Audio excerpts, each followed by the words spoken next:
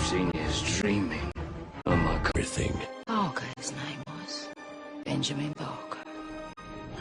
Until a man of power stole his freedom, destroyed his family, and banished him. May the Lord have mercy on your soul. For life. And in his sorrow, a new man was born. When I met him, I definitely knew he was completely right for it, and just had this strong feeling about it. And yeah, I mean, you know, you don't think about the future, you're just thinking about that particular film. And you know, there was no question that he was absolutely 100% that character. And you know, that's all you think about. You don't, you know, zoom ahead 20 years or 30 years, you know, but at that particular moment, for sure. I remember, which felt very natural and immediate, but even at the time, I remember thinking, he's never gonna cast me in this movie. You know, it was a futile, you know, exercise in a weird way. But yeah, you know, nearly 18 years later, thank God. As one journalist said, we've been working together for, what, 10 decades? 10 decades. That's 100 years. We're older than we look. Every day, Johnny would come on the set and go like, he'd open up his script and cross out all these lines, and because we just felt that it was, you know, more important to let the acting take place through just the simple looks in the eyes and also in the music. I love this musical. I saw it when I was a student, and I'm not a big musical fan per se, but I just love the emotion of it. I love the sort of beautifulness of the music set against the sort of, you know, harshness of the imagery, and I thought it was a combination that I'd never seen before, and so that's what sort of made me want to do it. Was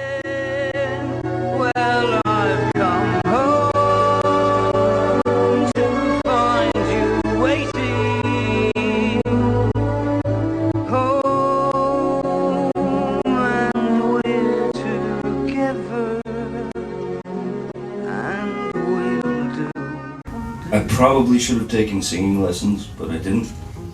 I didn't want to think about the part as a singer. I wanted to think about the part as an actor and approach it in the same way. So I approached the role as an actor, you know, investigating the possibility of singing. So yeah, that was it. And there's no real preparation in a sense that you just kind of, it's like the idea of diving into freezing cold water.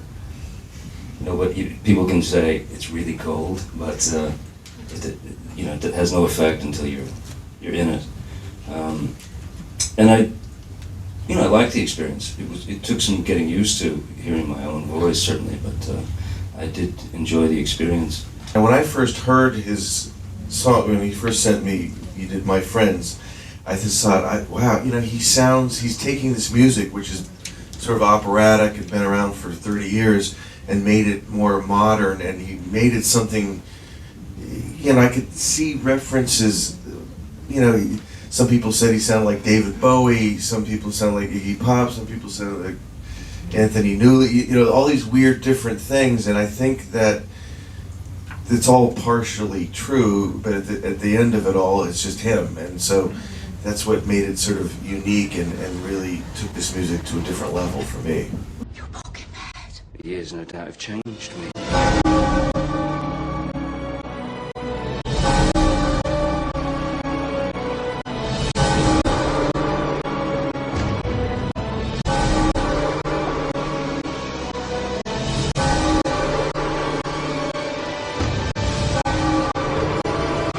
That color of green just makes me want to vomit.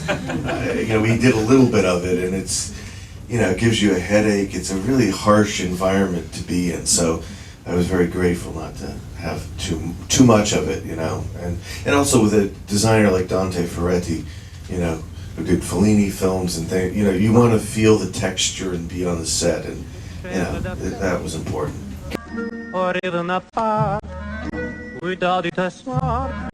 Required the heart not just at the flash. He take a panache.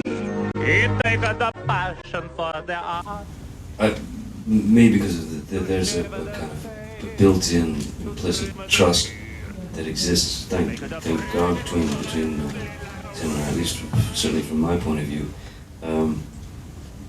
That's the most important thing that, in terms of relationship between an actor and a director, that exists, that level of trust. What I recognize in Tim, I mean, the thing that's inspiring to me is that, you know, to watch him work, to you know, the level of enthusiasm and passion and drive, watching him and experiencing, working with him for all these years, and knowing that Hollywood has tempted him and tried to you know, sway him, and he's never budged.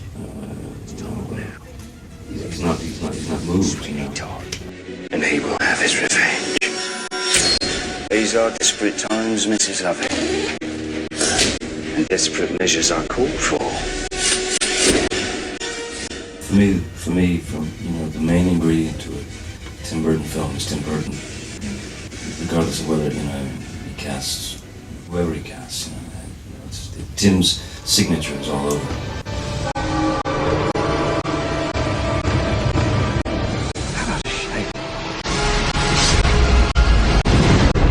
At last, my arm is complete again. That's all very well, but what are we going to do about him?